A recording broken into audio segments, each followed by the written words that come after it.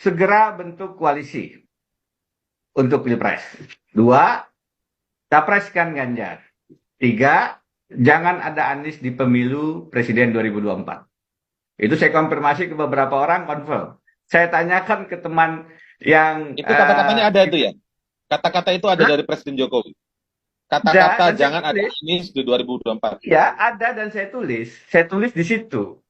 Dan kemudian kepada satu kesempatan yang saya ketemu pimpinan partai, saya tanya, bukankah dulu memilih Anies kan begini koalisinya? Iya, dulu. Sekarang enggak. Oh, ada nggak perintah begini, begini, begini? Dia diam aja, dia cuma senyum aja. Dia tidak mengatakan iya atau tidak. Tapi bagi saya senyum saja itu berarti mengkonfirmasi, ya. Kemudian kemarin yang paling simpel, sederhana. Ada pimpinan partai akan dilantik jadi menteri. Disampaikan ke saya, Mas, kemarin begini ceritanya loh. Dihubungi, nanti besok disumpah ya Mas, dilantik ya. Saya cuma minta loh, satu, apa Bapak Presiden? Anies. Maksud Bapak Presiden, bantu saya supaya Anies tidak jadi presiden. Tidak menjadi calon presiden. Itu disampaikan secara terbuka.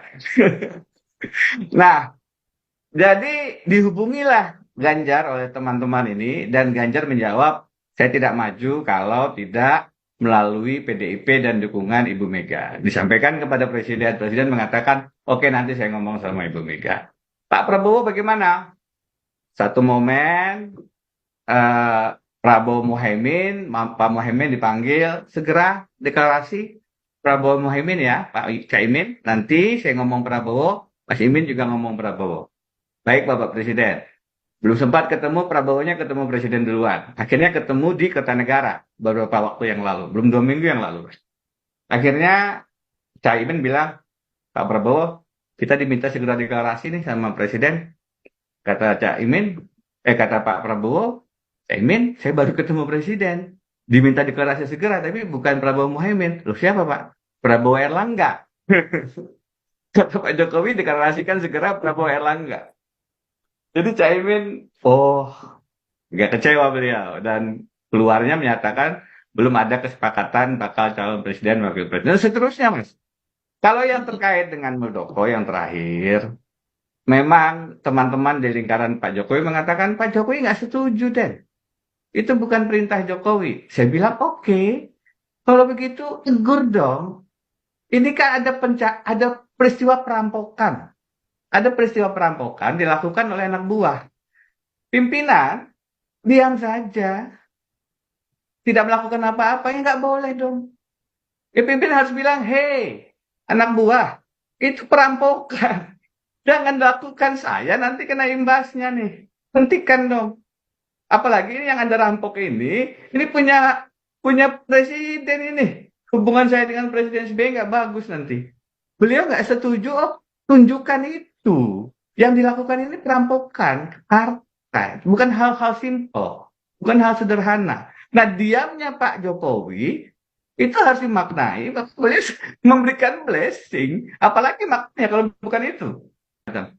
Ini semua rangkaian yang sudah terlihat secara kasat mata sebenarnya. Sudah Ya, ya. kelihatan gitu. Ini semua nanti kalaupun Anies tidak bisa dicegah maju, akan ada suara Islam dipecah.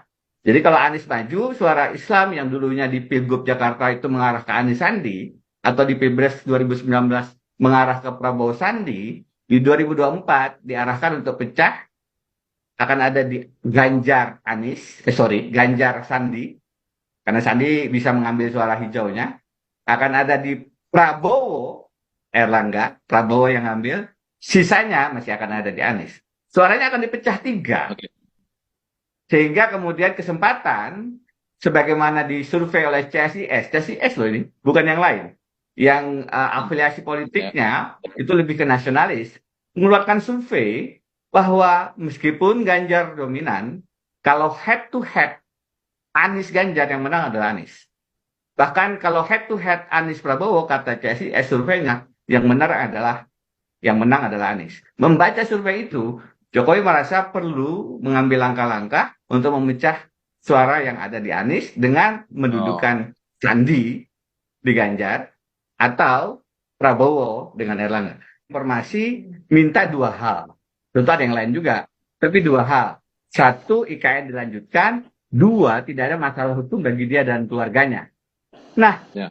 dua yang ada ini sudah nyaman bagi Pak Jokowi. Bagi dia, ya kalau bisa Ganjar. Tapi kalau tidak bisa Prabowo. Anies bagaimana? Sebaiknya nggak ada. Kalau Anies ada, faktor dia bisa menang itu membahayakan. Jadi tidak kemudian Anies diberi kesempatan maju, tidak. Balik logikanya. Logikanya kalau bisa Anies nggak maju. Nah kalau dia maju, apa yang disurvei CSIS-kan itu bisa terjadi. Dan itu bukan tidak mungkin. Jadi bagi Pak Jokowi, yang paling bagus itu tetap dua pasangan calon, either kalaupun dia tidak setuju Ganjar, tidak setuju Prabowo sekalipun, kalau Prabowo yang jadi, Pak Jokowi juga nyaman, karena dua hal tadi dikonfirmasi oleh Prabowo. Anies tidak mengkonfirmasi itu. Jadi bagi Pak Jokowi, daripada ada risiko Anies sekarang yang suara naik itu tiba-tiba seperti Pilgub Jakarta, ini Pilgub Jakarta ini bagi Pak Jokowi trauma. Pilgub Jakarta di mana Anies nomor 3 masuk final nomor 1. Ketimbang terjadi lagi sebagaimana Jakarta, lebih Mas baik Indra. Anies tidak. Jadi Bagi oke. Pak Jokowi Kayaknya lebih aman.